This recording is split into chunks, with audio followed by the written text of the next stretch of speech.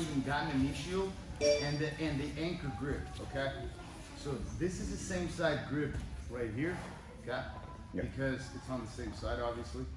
This is a cross grip for X choke, okay? And this is an anchor grip, okay? Where I like to have kind of the thumb on the lapel, because if you're gonna grip it like this and you twist it, your thumb's gonna get twisted. So you need to have your thumb being able to kind of push and you rotate. Because here I want to be able to pull him with my elbow moving down, and I also want to be able to push him away. And I want to be able to pull him and push him. And when I push him, I want to be able to kind of have a fist in his carotids in order to be able to have leverage. Because if I'm here, it's too much slack. So I'll readjust it. Because sometimes you will do this and your hand will slip maybe and you readjust, okay? So how I got into a knee shield, let's just say I want to get into a knee shield, okay? So what I'm going to do is I break his posture down, I push him away, bring in the knee, arch away, and I bring in the bottom leg. Okay. The bottom leg is a half guard because look, it's just basically a half guard, okay? The shield is what I need in order to be able to create the space. But the bottom leg, I have to keep it in a half guard. I like to take my left foot, the top leg foot, and put it on top of my bottom leg foot. And the bottom leg foot goes back like a spur, and my top pushes. So I can drive my knee and really have it as a shield. Because ideally what I want to make sure is Dale doesn't slap me in the head. Dale, go ahead and slap me in the head. Can you reach me? It's a lot harder, okay? And if my hands are in play, I'm a lot more capable of defending myself. But at the same time, can you move that knee away? See how I'm driving it into his hip, and he's probably not feeling very comfortable because I'm pushing my top knee forward as my right knee comes back, okay? This is important because the shield creates the space. The space gives you an opportunity to be able to set up your underhooks and possible sweeps. So let's just talk about that, okay? I'm gonna get the anchor grip here, okay? I'm gonna break his posture down. I'm gonna put my left foot on the mat. I'm gonna push him away and bring my knee across. Dale's gonna push my knee down with the left hand, and he'll step over. Think if he's passing the guard, and but he's, okay. And then I hook that trailing leg with a half foot, okay?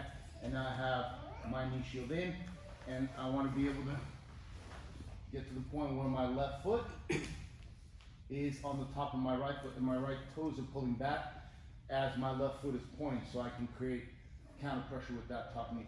Okay, one more time. Setting up the knee shield, okay? Same side grip on the right, anchor grip. On the left, I break his posture down, my left foot goes on the mat, and I push him off to that side as I get, there you go, right there. And then we get into half guard here. Here, I want to keep him away, because oftentimes they want to pressure you, but this keeps him away. What's nice is that this way I have also be able to control this arm here. And then if I do this, I can be able to come up. I can start going kind of for back. I can get a top position, and you see where he's at and what's coming next. Okay. Professor, in your opinion, as far as good for me, bad for him, is that a better position, half guard, or is that?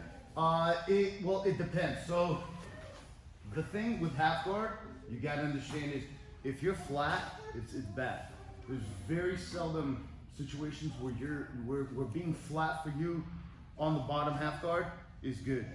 You have to be on your side. So the knee shield forces me to be on my side because it'd be really weird if I'm flat with my lower torso twisted. It'd be really not good, okay? So as I'm here, I break his posture down, and I'm gonna push him with my left anchor grip as my hips move this way, but don't fall. And I'm gonna slide my knee in, yeah, and they'll step over. Because here, I can keep this and I can come up and I can keep pushing.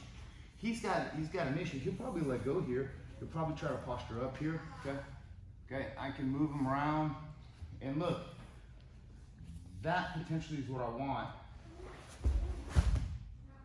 to be able to get that underhook and then get good control of him, okay? So let's just get to a knee shield first, okay? And we're just gonna start here. Your right leg is, okay. He's gonna keep his hands on the collar, okay? And what I'm gonna do is this. I'm gonna get a half guard here, so this foot is hooking and my knee is off the mat by me putting pressure on his calf, and the left knee is gonna go in his hip, okay? My left foot goes on the right and my right toes pull back as I begin to push him away. From here, I'm gonna ask you, can you kind of kindly pat me in my head and lean forward? Okay. Can you remove my knee off your hip? So see, so it's not that easy. If I'm like this, move my knee. See how it's easier to move it? Here, it's harder for him to move it. Because here, I'm also able to move here. You can also have that potential there too. But let's get that knee shield going here now.